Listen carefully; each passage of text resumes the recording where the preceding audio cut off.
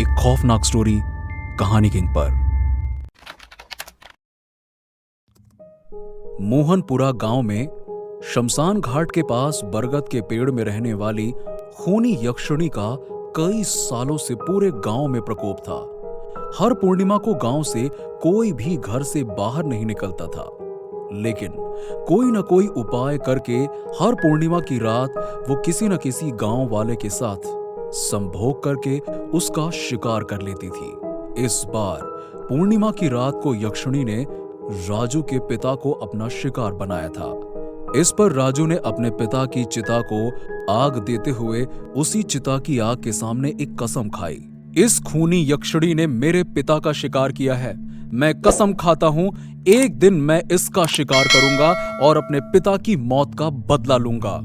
शमशान घाट का अघोरी बाबा राजू के पास आया और बोला, तुझ में कुछ तो बात है और मैं तेरी मदद करूंगा और तुझे उस खूनी यक्षिणी की एक ऐसी कमजोरी बताऊंगा जिससे तू उसे हरा पाएगा, उसका शिकार कर पाएगा।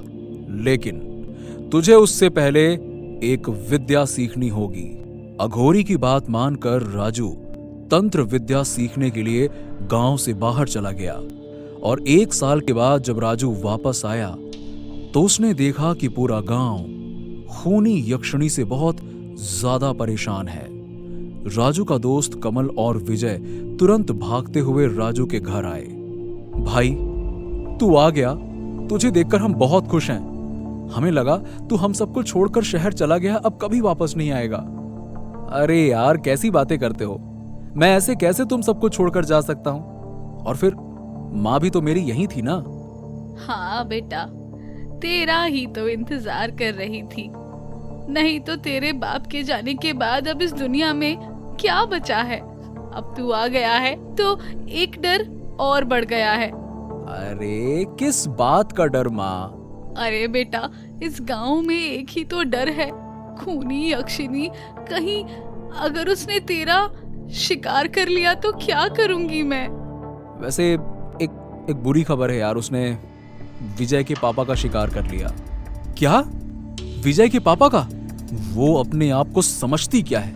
अब देखना, अगली पूर्णिमा को मैं उसका शिकार करूंगा और वो कुछ नहीं कर पाएगी। राजू ने जैसे ही ये कहा, कमल, विजय और राजू की माँ हैरानी से उसे देखने लगे। जैसे ही राजू की माँ अंदर गईं, राजू ने कमल और विजय को अपने करीब बुलाया और बोला, कमल, सबसे पहले हमें उस शमशान वाले अघोरी बाबा से मिलने चलना है।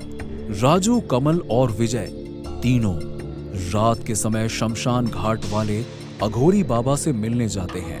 अघोरी आंखें बंद किए हुए अपनी साधना में लीन था। आ गया बालक। अरे बाबा, आपने पहचान लिया? ये सब कमाल हमारी शक्तियों का है। आजा आजा बेटा आजा। अब बाबा, आपने कहा था ना कि मैं अगर तंत्र विद्या सीख कर आऊंगा तो आप मेरी मदद करेंगे और उस यक्षिणी की एक ऐसी कमजोरी बताएंगे जिससे मैं उसका शिकार कर पाऊंगा।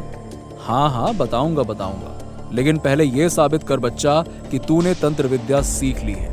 ये रही तेरे सामने खोपड़ी, चल इसे हवा में उड़ा के दिखा।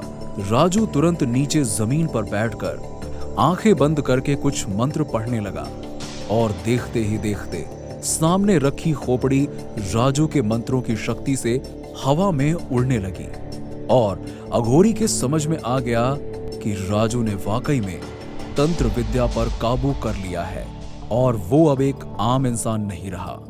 शाबाश, मुझे उम्मीद थी कि तू ये कर पाएगा, क्योंकि तेरे अंदर आग है, वो बात है।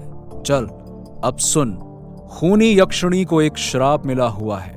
अगर वो पूर्णिमा की रात शिकार करने के लिए चांद की रोशनी में बरगद की पेड़ से नीचे उतरकर जमीन पर पैर रखेगी तो वो जलकर भस्म हो जाएगी। जब तक वो पेड़ पर है तब तक तू उसका कुछ नहीं बिगाड़ सकता, लेकिन जैसे ही वो पेड़ से नीचे उतरकर जमीन पर पैर रखेगी वो तेरा शिकार है। ये सुन राजू, कमल और विजय सब हैरान रह गए।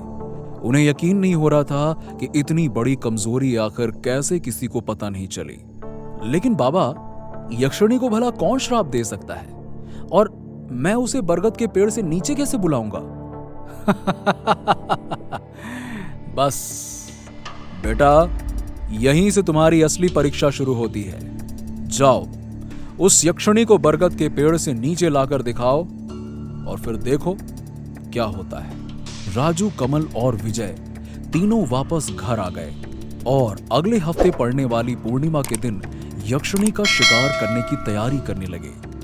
यार राजू, मुझे समझ नहीं आता कि पूर्णिमा को रात को सब लोग तो अपने घर के अंदर रहते हैं, जैसे ही सूरज डूबता है सब ताला बंद कर लेते हैं अंदर से, फिर कहां से उसको शिकार मिल जाता है? यही बात तो आज तक समझ नहीं आई कि कैसे कोई ना कोई हर पूर्णिमा को उस तक पहुंच कैसे जाता है। मैं जानता हूं, पिछली पूर्णिमा को जब मैं रात में सो रहा था तो मेरे पापा को अचानक से आंगन के पेड़ पर कुछ हिलता हुआ सुनाई दिया और उन्होंने मुझसे बोला कि जाकर मैं बाहर देखूं, लेकिन मैं नहीं उठा तो वो खुद बाहर चले गए और फिर कभी वापस नहीं आए। अच्छा, इसका मतलब वो पूर्णिमा की रात इस पेड़ से उस पेड़ जा सकती है लेकिन जमीन पर नहीं उतर सकती है। हाँ यार, ये तो हमने सोचा ही नहीं। तो इस बार कोई भी गांव का आदमी किसी भी हाल में यक्षिणी तक पहुंचे उससे पहले मुझे खुद उस तक पहुंचना होगा, क्योंकि इसकी शक्तियां मुझ पर बिल्कुल काम नहीं करेंगी। लेकिन यार, तू उसको मारेगा कैसे? उसकी कमजोरी ही उसकी मौत है, लेकिन वो पेड़ से जब नीचे आएगी तब तो मारेगा ना उसे। कैसे बुलाएगा तू उसे पेड़ से नीचे? वो तो मुझ पे छोड़ दे। राजू ने कमल और विजय को पूरा प्लान समझाया और तीनों अगली पूर्णिमा की तैयारी में लग गए। अगली पूर्णिमा के दिन सूरज ढलते ही पूरा गांव घर के अंदर कैद हो चुका था।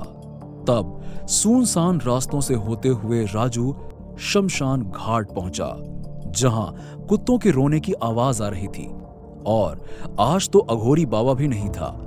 राजू ने कमल और विजय को शमशान घाट की जमीन पर बैठने के लिए कहा और उसके चारों तरफ मंत्रों के साथ एक लाल घेरा बना दिया।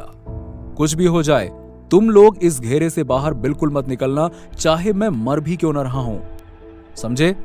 इसके बाद राजू हाथ में रुद्राक्ष की माला पहने और एक लाल पोटली लिए हुए आगे बढ़ने लगा। जैसे ही राजू बहुत बड़े बरगद के पेड़ के करीब पहुंचा, उसने देखा पायलों की छन-छन के साथ डगाल पर पैर लटक रहे हैं, जो कि बहुत ही खूबसूरत दिखाई दे रहे थे। राजू थोड़ा सा आगे बढ़ा तो उसने देखा कि वो खूबसूरत पैर उसी खूनी यक्षिणी के थे, जो कि बहुत खूबसूरत दिखाई दे रही थी और वो मुस्कुराते हुए राजू की तरफ देख रही थी।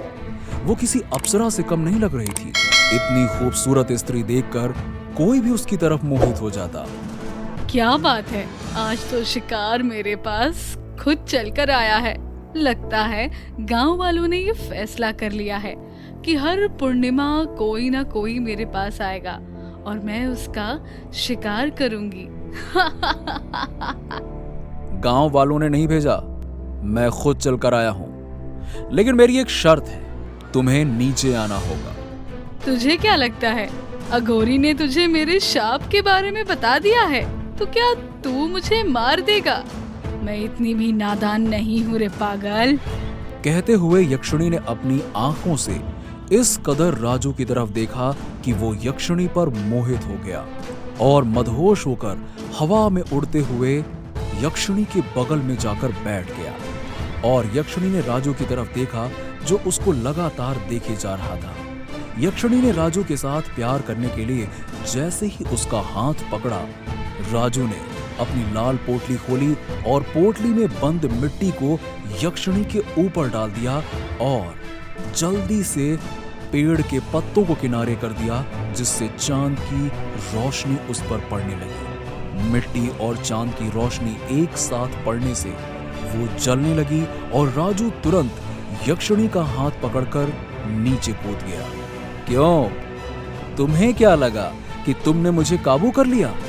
अरे पेड़ पर चढ़ना तो मेरी एक चाल थी। तूने मेरे गांव वालों को बहुत परेशान किया है। अब ये बता कि तुझे श्राप किसने दिया है? मैंने इसी तरह एक साधु का शिकार करना चाहा था तो उसने मुझे श्राप दिया था। कि हर पूर्णिमा की रात मुझे किसी पेड़ पर चढ़े हुए ही शिकार करना होगा। इसलिए मैं आज तक यही थी और तूने मेरी कमजोरी का फायदा उठाकर मुझे मार दिया। राजू ने आसपास की मिट्टी उठाकर यक्षिणी के ऊपर डाल दिया और यक्षिणी पूरी तरह से जलकर राख बन गई। इसके बाद ये गांव पूरी तरह से खूनी यक्षिणी से आजाद हो गया। तो दोस्तों, आपको ये कहानी कैसी लगी हमें नीचे कमेंट सेक्शन में कमेंट करके जरूर बताइए। और क्या आपको भूतों से डर लगता है या फिर आपका कोई ऐसा एक्सपीरियंस जो बहुत डरावना हो, हमारे साथ जरूर शेयर करिए। हो सकता है हम उस पर कहानी बना लें। वीडियो को लाइक करें, शेयर करें और ऐसे ही मजेदार कहानियों के लिए हमारे चैनल को सब्सक्राइब कर लें।